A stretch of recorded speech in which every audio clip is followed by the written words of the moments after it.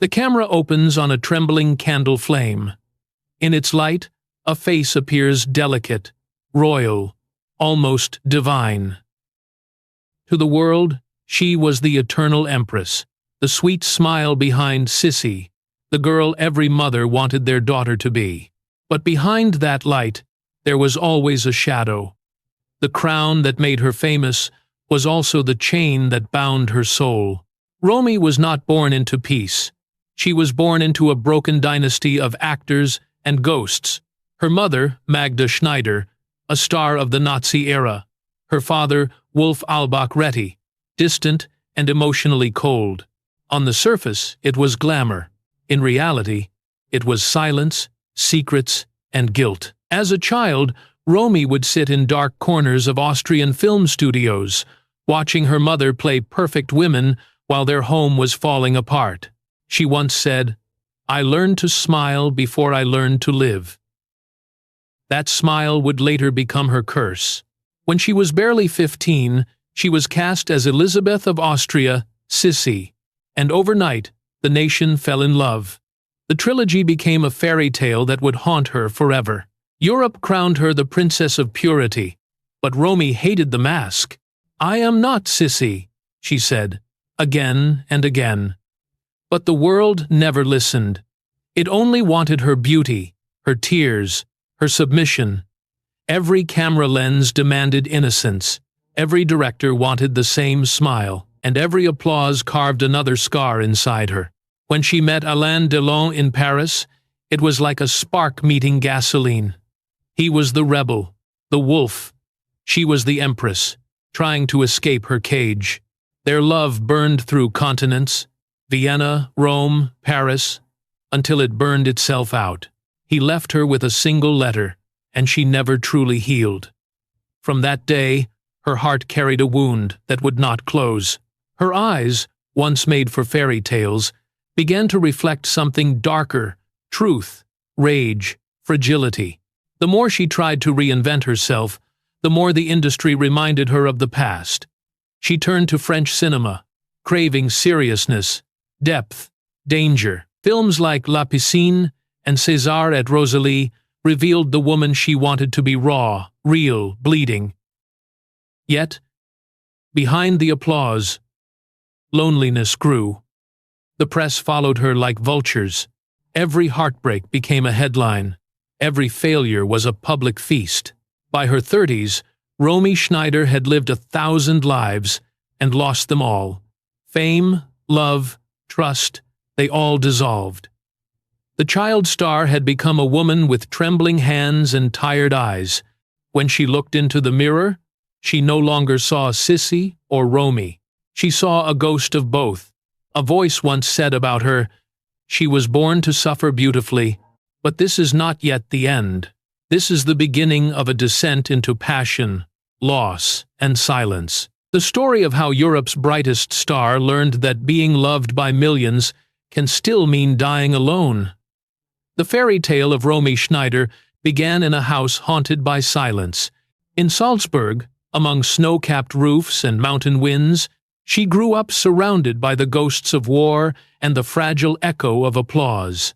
Her mother, Magda Schneider, had been a beloved actress under the Nazi regime, adored by audiences, and connected to circles Romy was too young to understand. Her father, Wolf Albach-Retty, was handsome and distant, a man more comfortable on stage than at home. Together, they looked perfect. But behind the curtains, their marriage was an open wound. Romy would later confess that her childhood smelled of perfume and fear. Her mother was gentle, yet emotionally unreachable, moving between sets and salons, forever acting even at the breakfast table. Her father disappeared early, leaving a hole that fame could never fill. The world called the Schneiders the golden family of cinema, but Romy grew up learning that perfection is often just well-lit pain. As a little girl, she wanted nothing more than to be seen, not by cameras, not by strangers, but by her parents. When her mother encouraged her to try acting, Romy saw it as a bridge toward love. "Maybe if I perform well," she thought, "they'll finally look at me." That longing would shape every frame of her life. The applause she would later receive never felt like admiration. It felt like temporary warmth in a cold house. When she entered the film world, she was still just a teenager. Beautiful, eager, fragile, the producers saw in her what they wanted the post-war audience to see: innocence, order, the return of moral purity after years of chaos. Germany needed a new face to believe in, and Romy became that face. Sissi was not only a movie, it was a national therapy session, and Romy, unknowingly, became the sacrificial lamb of nostalgia. Each scene of the trilogy was polished to perfection. Her eyes glistening, her voice trembling with grace. Audiences cried and cheered. She was the perfect daughter, the perfect empress, the perfect woman. But the real Romy was screaming beneath the tiara. Off-screen, she chain-smoked between takes, hiding behind makeup and laughter. She felt trapped inside a doll's glass case, adored, but imprisoned. "I wanted to destroy Sissi," she once said. "She wasn't me. She was what others wanted me to be." Fame did not bring freedom. It brought eyes, millions of them watching, judging, wanting. The tabloids began to dissect her every gesture, her every rumor of romance. When she met Alain Delon on the set of Christine in 1958, it was as if destiny threw her a rope and a knife at the same time. Delon was everything. Her Austrian upbringing forbade. Arrogant, sensual, unpredictable. But to Romy, he was real. For the first time, she wasn't performing. She was alive. Their love was the kind of madness that burns history books. He was the French storm. She was the Austrian snow. Together, they created thunder. Paris became their stage nights of jazz, wine, laughter, and fights. She left Germany for him, left her family, left the ghost of Sissi behind. "In Paris," she said, "I could finally breathe." But even freedom has a price. The German press called her a traitor. Magda Schneider was horrified by the scandal and begged her daughter to return home. The nation that once adored her now whispered about Romy's shame. For the first time, she felt what it meant to be exiled, not from a country, but from innocence. Yet Romy didn't care. In Delon's arms, she found something rawer than fame, pain that felt alive. But love stories, built on fire, rarely last.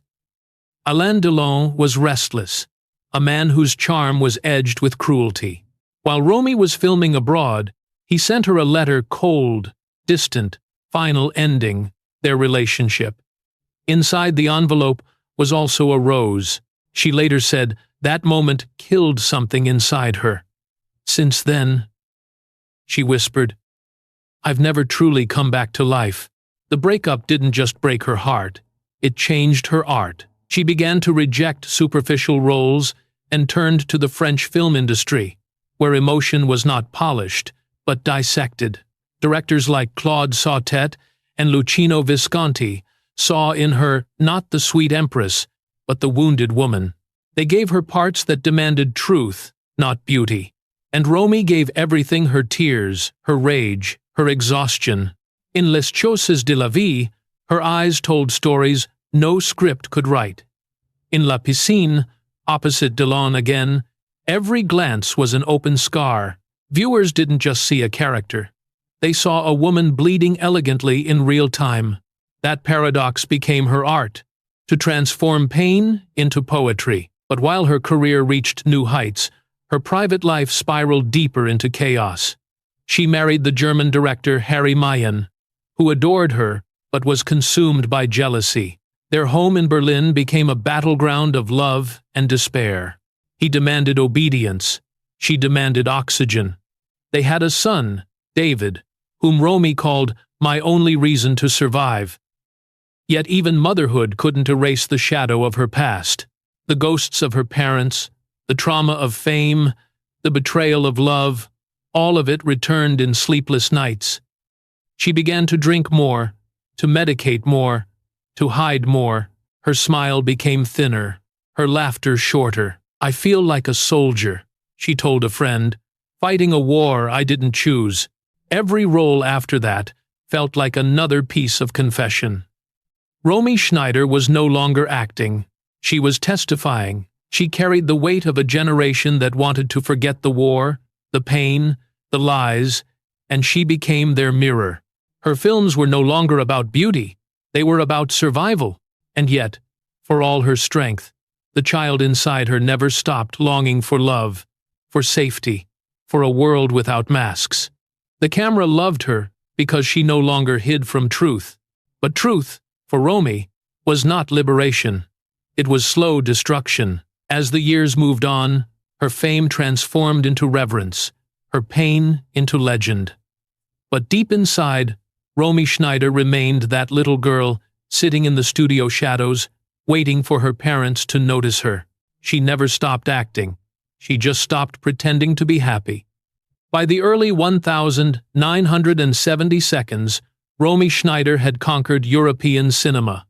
The girl who once fled from Sissi had now become the muse of French auteurs.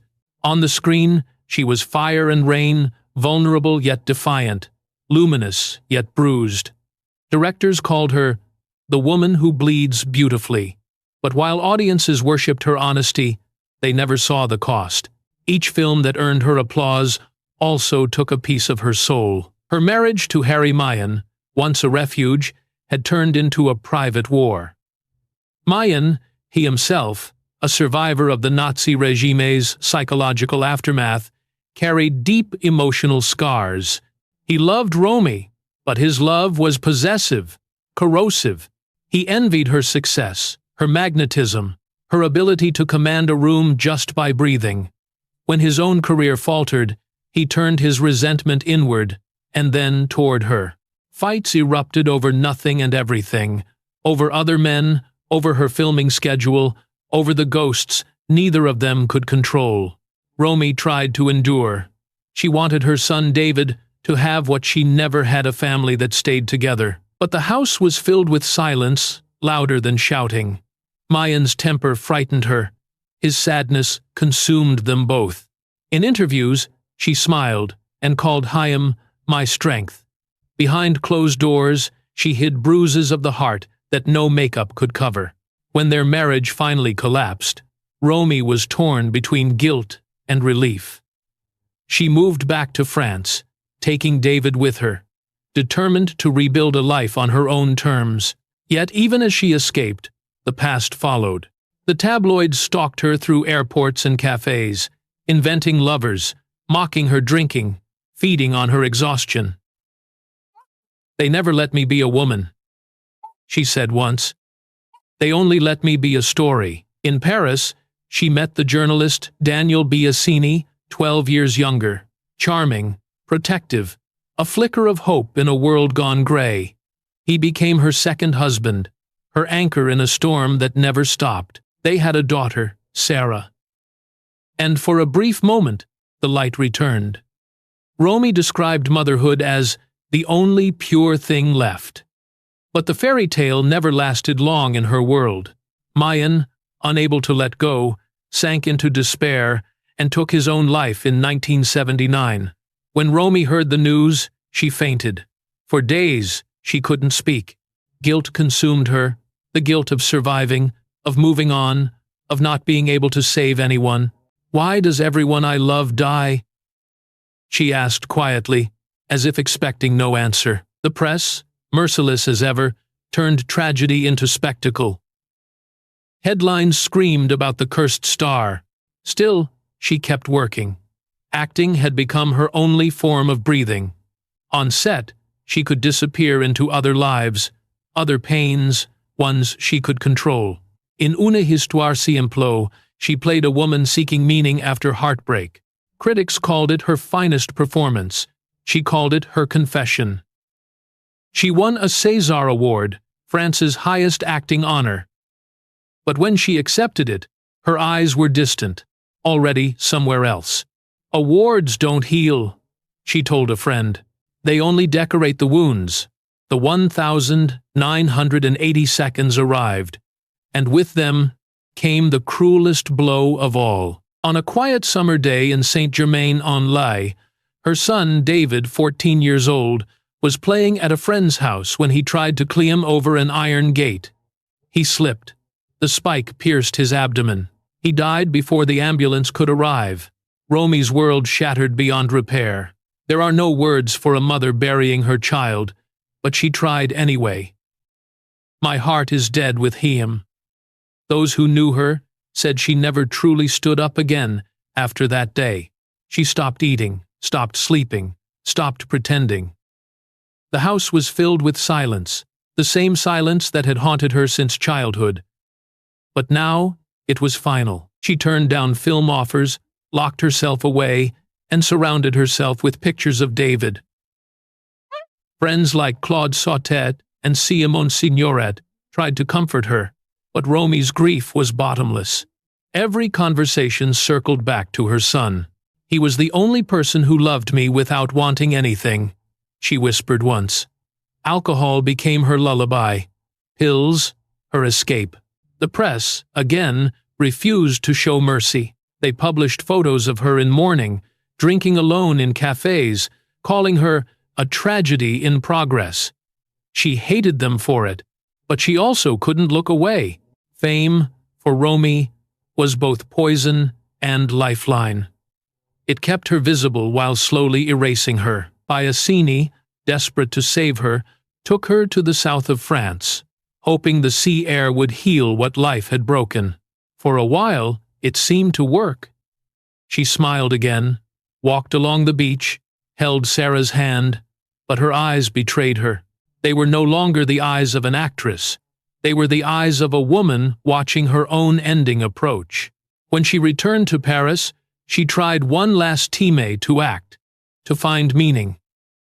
But her body was weak. Her spirit hollowed. She told friends she wanted to write a book about her son, but the pages stayed blank. "I'm empty," she said. "There's nothing left to say." In May 1982, Romy Schneider was found lifeless in her apartment. Officially, it was heart failure. Unofficially, it was heartbreak. She was 43 years old. Next to her bed were photographs of David and a notebook filled with unfinished thoughts. France mourned her as one of its own. Alain Delon, the man who had once broken her heart, arrived at her funeral and placed a single rose on her coffin, the same gesture he had made when he left her years ago. But this time, it was not a goodbye born of cruelty. It was one born of regret. "You were my woman," he said, "and you will always be." Her death shocked Europe, but for those who had watched her closely, it felt inevitable. Romy Schneider had carried too much her parents' sins, her lover's pain, her nation's nostalgia. She had been a mirror to everyone else's longing, never her own. In the years that followed, critics would call her the soul of post-war Europe, the woman who gave tragedy a face. But for those who truly loved her, she remained something simpler. A mother who lost her child, a woman who fought for truth, and a little girl who never stopped trying to be seen. The empire of broken love that defined her life finally crumbled, leaving behind not ruins, but reflections. Reflections of beauty and sorrow so intertwined that one could never tell where one ended and the other began. In the quiet corridors of memory, Romy Schneider's story begins to look less like a biography and more like a mirror, one that reflects not just her life, but the wounds of an entire generation. Europe, after the war, had rebuilt its cities, its cinemas, its sense of beauty, but not its soul. And Romy, unknowingly, became that soul. The woman who carried the shame and silence of post-war Germany, the longing and rebellion of France, the sorrow of all those who had survived too much. Her life was not only about what she did, it was about what she revealed. On the screen, she stripped away the lies of perfection that had defined the 1,950 seconds. She showed audiences that women could be fragile and furious, that love could be both salvation and punishment, that grief could be cinematic, She became the living contradiction of her time. Too strong for men, too broken for peace. When directors filmed her face, they knew it contained a story that could not be scripted. Her eyes seemed to remember centuries. Her silence spoke louder than dialogue. In L'important Sédimer, she delivered what many consider the performance of her life, playing an actress whose career has collapsed, whose body and soul are for sale, but who still believes in something sacred. It was not acting, it was exorcism. "Every role is a confession," she said once, "and confession is painful." But the world didn't understand confession. It preferred spectacle. The same magazines that praised her artistry mocked her breakdowns. The same audiences who cried for her on screen whispered about her off-screen. Fame, to Romy, was no longer a dream. It was a cage with mirrors for walls. The more she looked, the less she recognized herself. At night, she would sit by the window of her Paris apartment, watching the city lights blur through the smoke of her cigarette. Friends recalled that she often spoke to the night as if it could answer her. "They think I'm strong," she murmured once, "but I'm just tired." Her beauty, which once enchanted millions, now became something she distrusted. It had brought her everything and taken everything in return. Romy's relationship with her mother, Magda, remained complicated until the end. They rarely spoke, their conversations always heavy with ghosts. Magda still represented the old world, the one that had smiled through the war, survived by pretending. Romy, in contrast, refused to pretend. She lived without armor, even when it destroyed her. Some said she carried the guilt of her mother's silence like an inherited disease. Others said she tried her whole life to redeem it through truth. In her final years, she began to avoid mirrors. "They lie," she told a friend. "They show the outside, not the inside." But the truth is that Romy had become her own reflection, a woman made of contradictions, both victim and conqueror, saint and sinner. Her face aged, her eyes deepened, and the more Time carved into her skin, the more human she became. The press, of course, preferred the myth. They called her the eternal Sissi, ignoring that she had spent her life trying to kill that image. When journalists asked her about those films, she smiled politely, but her gaze hardened. "Sissi belongs to the past," she said, "and I do not." Yet, no matter how many roles she played, how many lives she lived, the world refused to let her escape that crown. It was as if the Empress had swallowed the woman. Still, there were moments tiny, fleeting, miraculous, when Romy seemed at peace. Watching her daughter Sarah sleep, she would smile faintly. "She's free," she whispered. "I want her to stay free." In those moments, she wasn't the actress, the icon, the tragedy. She was just a mother, holding on to something real. Perhaps that was her greatest rebellion. To love. Even after love had destroyed her. But fate, ever cruel, refused her rest. Her body began to collapse under the weight of years of medication and alcohol. Her heart, already fractured, grew weaker. Friends begged her to take a break, to seek help. But Romy's answer was always the same. "Work keeps me alive. If I stop, I disappear." And so she kept moving through scripts, sets, sleepless nights, until her body could no longer obey her will. One of her final public appearances was at a film award ceremony. She looked frail, her voice soft, her smile uncertain. Yet when she stepped onto the stage, the audience rose in a standing ovation. For a moment, she seemed overwhelmed. Then she bowed deeply, almost like an apology. It was not for the applause. It was for the life she could no longer carry. After her death, her apartment became the subject of endless speculation. Some said it was filled with letters from Delon, others that she had written pages to her son. What remains certain is that beside her bed was a photograph of David, his eyes bright, his smile innocent. That was the last image she saw before closing her own. In the years since, her legend has only grown. Younger generations discovered her films and were mesmerized by her truth. Directors called her the most honest actress who ever lived. Actresses spoke of her like a ghost who had opened a path for them. Even those who never knew her felt they had lost someone intimate because Romy Schneider had never acted for the camera. She had acted for the soul. Her story is not just a tragedy. It is a reflection of art's oldest question. How much of yourself must you lose to show the truth? Romy gave everything. She stripped away vanity, safety, illusion.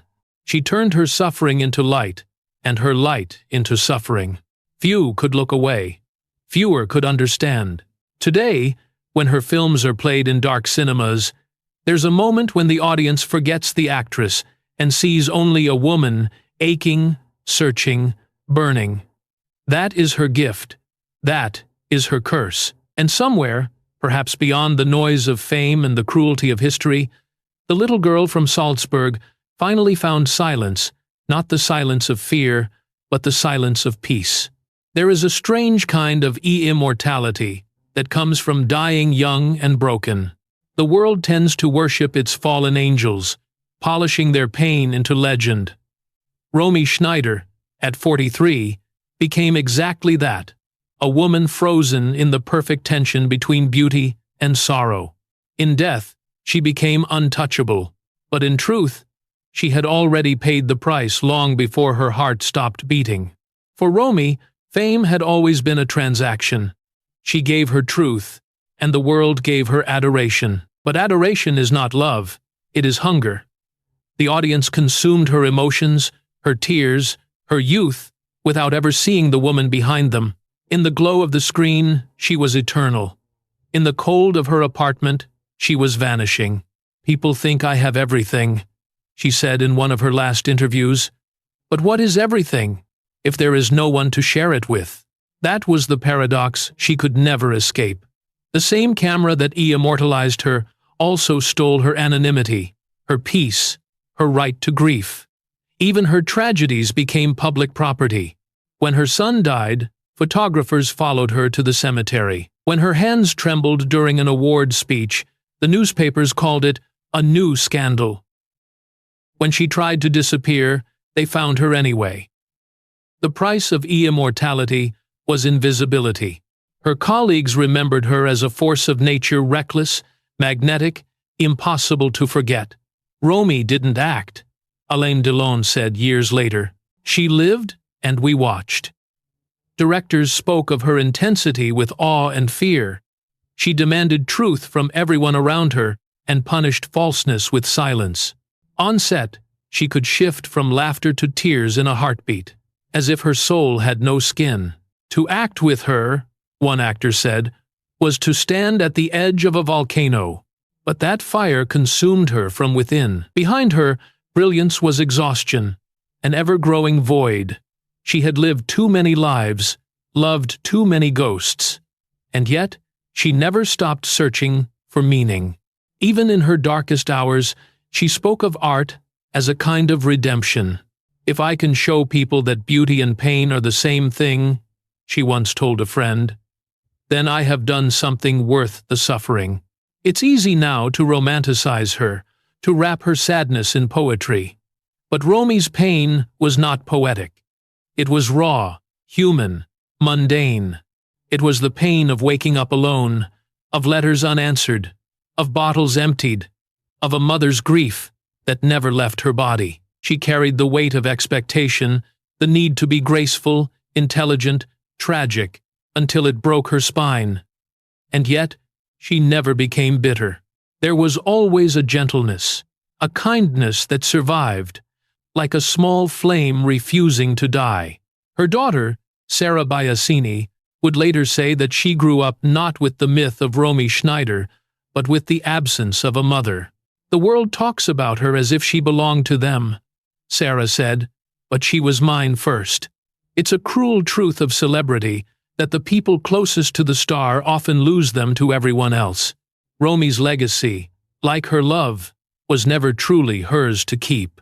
Still, her films endure. Watch La Passante du Sans Souci, her final role, and you can feel it. The weariness, the grace, the goodbye. Her face is thinner, her eyes distant, her movements slower. Yet, there is a strange serenity, as if she knew it was the last performance. The film's title, The Woman of Sans Souci, Without Worry, is a bitter irony. There was never a day in Romy's life without worry, but in that film, she finally looks free.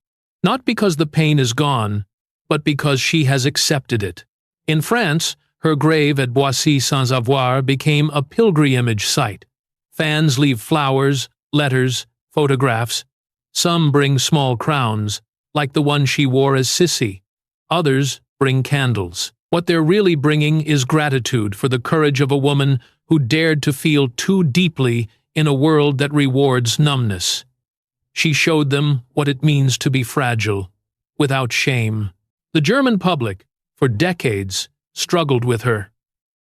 She had rejected their nostalgia, their need to see her as the innocent princess of the 1,950 seconds. Only later, when the wounds of history began to heal, did they reclaim her not as a fantasy, but as a truth-teller. Today, film schools in Berlin teach her work not for its glamour, but for its honesty. She is remembered as the actress who bridged two nations, two generations, two faces of Europe, the polite mask and the naked soul behind it. Even Alain Delon, long after her death, carried her memory like a scar. When asked about her in old age, his voice trembled. "Romy was my destiny. I destroyed it." He kept her photographs framed in his house until the end. Every time a journalist mentioned her name, he would lower his eyes. Theirs was a love that never healed, perhaps, because it was never meant to. Time, in its cruelty, has a way of softening tragedy. The world forgets the pain and remembers only the legend. But in Romy's case, the pain is the legend. Her films don't age because truth doesn't age. The same trembling vulnerability that made her unbearable to herself made her unforgettable to others. She lived on a fault line between ecstasy and despair, and from that fault line, she built art that still moves people to tears. If there is a heaven for artists, it must be a place where they are finally allowed to rest. Perhaps there, Romy no longer needs to perform, no longer needs to smile when her heart is breaking. Perhaps she is sitting beside David, telling Chaim stories about the films she made, the world she left behind. Perhaps, for once, she is not acting. The price of immortality is steep, and Romy paid it with her entire being. But immortality has its own mercy. It erases the gossip and leaves only the glow. When people watch her today, those luminous eyes, that trembling voice, that impossible honesty, they are not watching a woman who died young. They are watching someone who refused to lie.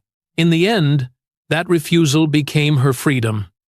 More than 4 decades after her death, Romy Schneider continues to haunt the screens of Europe like a quiet echo that refuses to fade. In a world obsessed with reinvention, her truth still feels shocking. There was no filter, no manipulation, no distance between her and the audience. She gave everything her face, her fears, her fragility, and in doing so, she carved a space in cinema where honesty itself became art. The generations that came after her, the actresses who now fill streaming platforms and red carpets, still speak of her as if she were a living ghost whispering in their ears. What remains remarkable is how her work never truly belonged to one country. Born in Austria, broken in Germany, reborn in France, Romy's soul crossed borders like a song carried by the wind. French critics claimed her as theirs because she revealed what they most admired: emotional truth. German audiences later reclaimed her because she showed them what they most feared: emotional exposure. To this day, her films are taught not as nostalgia, but as anatomy lessons in vulnerability. Watch her performances now, remastered in high definition, and you can see the humanity trembling in every frame. The micro-expressions, how her lips quiver before a line, how her eyes seem to search for safety that never comes. It's not performance, it's revelation. She once said, "The camera is my confessional." And perhaps it was. Each close-up, a whispered prayer, for forgiveness, for love, for escape. After her death, Europe mourned her like royalty. Streets in Vienna were renamed, retrospectives filled French cinemas, and interviews resurfaced where her laughter sounded like both music and warning. But beyond the ceremonies, something more profound happened. Audiences began to recognize themselves in her. Romy was no longer just an actress.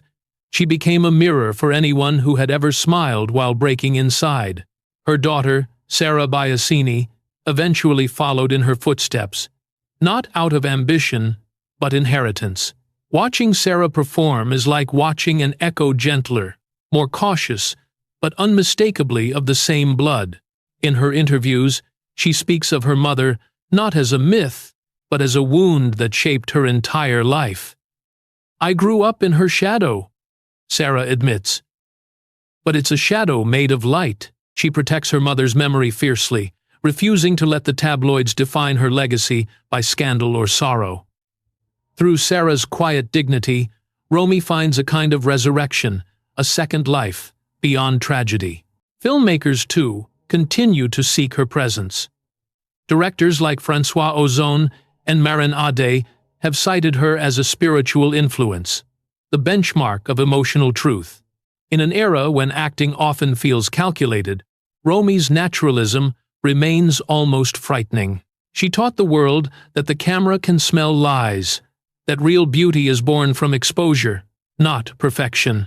Acting, she said, is the art of dying a little each time. The resurrection of Romy Schneider is not the resurrection of a saint, but of a woman finally understood. The world that once punished her vulnerability now celebrates it. Her emotional transparency, once called hysteria by critics, is now recognized as strength. Feminist scholars write of her as a pioneer of emotional realism, a woman who dismantled the male gaze simply by existing authentically in front of it. When she cried, it wasn't to please anyone, it was to survive. And yet, there is something sacred in the way Time has softened her memory. The cruelty of gossip has dissolved, replaced by admiration and tenderness. When retrospectives are held in Paris or Berlin, audiences sit in silence, many of them crying not for Romy, but for themselves, for the ways they, too, have tried to smile through loss. Her tragedy has become universal, her pain transformed into empathy. One story circulates among film historians, that during the restoration of L'important c'est d'aimer, a technician paused the reel and whispered, "She's still alive in here." That, perhaps, is the essence of her resurrection. She exists not in flesh, but in flicker in the trembling light that crosses a screen and touches strangers she never met. Every time her image appears, some forgotten part of humanity stirs awake. Even her relationship with Alain Delon, once reduced to gossip, has evolved into a myth of eternal connection. In 2012, Delon attended a ceremony in her honor. His voice cracked as he said, "Romy never left me. She walks beside me every day." It was not nostalgia, it was confession. For Chaim, and for millions, she became the symbol of a love that outlives guilt. But Romy's true resurrection lies not in memory, but in meaning. She changed what it meant to be a woman on screen. Before her, actresses were expected to be muses beautiful, passive, flawless. Romy shattered that illusion. She gave the audience a woman who sweats, bleeds, doubts, and loves without apology. She made imperfection divine. In doing so, she opened a door for generations of artists who would dare to be real. Her films still carry that dangerous energy. When La Piscine plays in theaters today, younger viewers see not just a glamorous thriller, but a psychological duel between love and power. When Une Histoire si Simple screens, It feels modern. Its feminism quiet, but fierce. Its questions teamless. How do you rebuild when love has betrayed you? How do you remain tender in a world that rewards cruelty? Romy didn't answer those questions. She embodied them. And so, in the trembling light of the projector, Romy Schneider rises again and again, not as the perfect empress, not as the fallen woman, but as the eternal witness of human fragility. Each time her face appears, something ancient flickers alive, the understanding that beauty and pain are not opposites, but twins. That art, at its best, is not performance but confession. In this sense, Romy's resurrection is not miraculous. It is inevitable. She gave too much truth to ever die completely. Every tear she shed, every silence she held, every breath she gave to the camera, they belong now to the collective heartbeat of cinema itself. And perhaps, somewhere beyond the reach of Time, the little girl from Salzburg, no longer hiding, no longer waiting, is finally smiling. Not the trained smile of Sissi, but the quiet, weary smile of a soul that has found rest. In the long arc of cinematic memory, some faces refuse to fade. They linger like a scent in an empty room, like a melody that hums beneath the noise of Time. Romy Schneider's face is one of them. To look at her is to see the full spectrum of what it means to be human, grace and torment, beauty and ruin, hope and surrender. She was not a goddess, nor a martyr. She was a woman who lived too fiercely for the fragile world that tried to contain her. In many ways, her story mirrors that of Europe itself in the post-war century. A continent trying to reconcile glory and guilt, to rebuild meaning after unspeakable loss. Romy was its daughter, born in the ashes of empire, raised amid illusion, crowned by cinema, destroyed by love. Through her, audiences confronted not just her pain, but their own. She became the vessel through which generations learned that vulnerability is not weakness, that suffering can be beautiful when it is honest.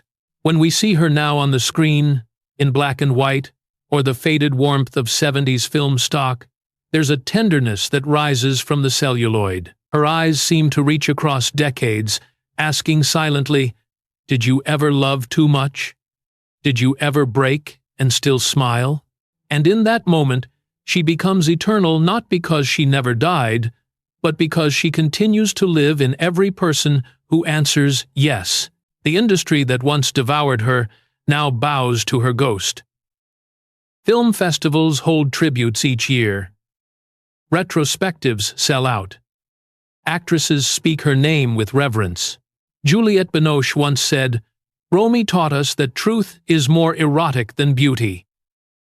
Isabelle Huppert called her a saint of emotion.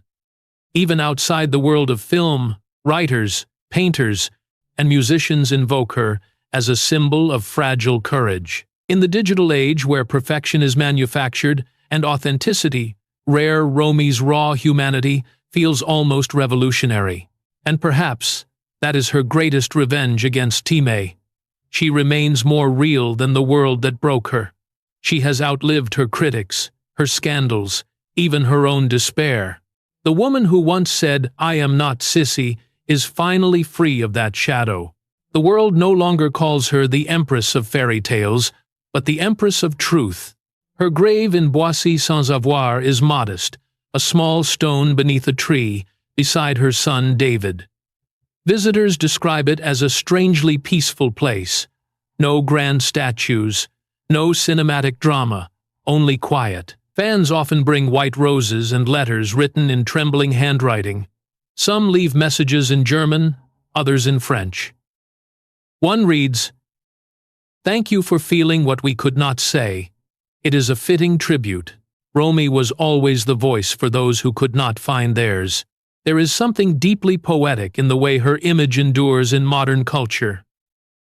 On social media, her photographs circulate endlessly. Her smile radiant, her hair caught in motion, her gaze distant. Young people who were not yet born when she died share her quotes, calling her the last real woman. They see in her not a relic of the past, but an antidote to the falseness of the present. She reminds them that beauty is not symmetry, but sincerity, that sadness can coexist with strength, that to feel deeply is not to be weak, but alive. In universities and film archives, scholars continue to analyze her artistry, the rhythm of her gestures, the subtlety of her pauses, the way she turned silence into language. They speak of her as the bridge between eras, from the theatricality of early post-war cinema to the emotional realism that defined the modern European film. Yet, no academic vocabulary can capture what made her unique. It was not her technique, it was her surrender. She didn't act to impress. She acted to survive. Every scene was a heartbeat, every tear a memory reborn. To this day, one can sense her presence whenever vulnerability is portrayed with dignity. Every actress who dares to expose her soul owes something to Romy Schneider. Every audience that weeps for a woman's struggle on screen, without judgment, is still living in the world she opened. She did not merely change cinema. She changed how we see women, how we listen to their silence, how we read their pain. And beyond the applause, beyond the fame, lies something quieter, almost sacred: redemption. Romy once said, "If there is a heaven, it must be a place where you can love without fear." Perhaps she is there now, walking through sunlight, her son's hand in hers, her laughter soft but real. No cameras, no headlines, no expectations. Just peace. The tragedy of Romy Schneider is that she could not find peace in life. The miracle of her legacy is that she gave it to others through her art. Watching her now, we do not pity her. We thank her for showing us that brokenness can be beautiful, that truth can be tender, that even in despair there is dignity. She carried her suffering like a crown, not out of pride, but out of necessity. She had no other choice. To hide would have been to die sooner. So she lived perfectly, passionately, courageously, until she couldn't. And in doing so, she reached something beyond mortality. Her story does not end with her death in 1982. It continues every time her eyes flicker across a screen. Every time someone whispers her name in gratitude. Every time a woman chooses honesty over illusion. Romy Schneider remains the eternal empress of pain and grace, not because she ruled, but because she surrendered. Her throne is not gold, but light. Her crown, not jewels, but scars. And as long as there are people who believe that love is worth the breaking, she will never fade. In the darkness of the theater, when her face appears, the audience falls silent. The projector hums, the shadows tremble, and for a moment, Time holds its breath. There she is again, alive, vulnerable, magnificent. A woman who lived as art and died as truth.